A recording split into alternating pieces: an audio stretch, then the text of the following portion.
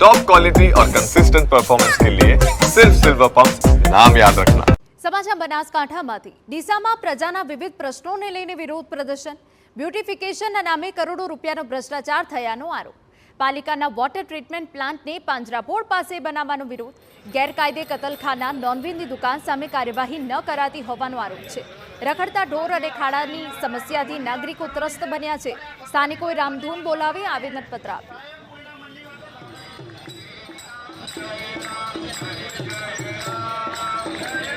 એના બદલે જે ડીસા વાસ્તવિક શું છે એ આ નગરના સત્તાધીશોને બતાવવા માટે અહીંયા આગળ નાગરિકો ભેગા થયા છે. અને જો આ નાગરિકોની સાચી વાતને સાંભળી અને આ સત્તાધીશો નહીં જાગે તો આગળ જતાં ઉગ્ર આંદોલન થશે. અને જો આ કતલખાના બંધ નહીં થાય, વોટર ટ્રીટમેન્ટ પ્લાન્ટની સ્થળ બદલાશે નહીં, કોઈ એક માત્ર રાજકીય નેતાના લાભ માટે કરવામાં આવતી પ્રવૃત્તિ બંધ કરી અને નાગરિકોના લાભ માટે પ્રવૃત્તિ નહીં કરવામાં આવે તો ખૂબ જ મોટા પાયે આંદોલન થશે. કતલખાનાઓ બંધ કરાવવા માટે કાયદાની મર્યાદામાં રહીને નાગરિકો જાતે જઈને બંધ કરાવશે.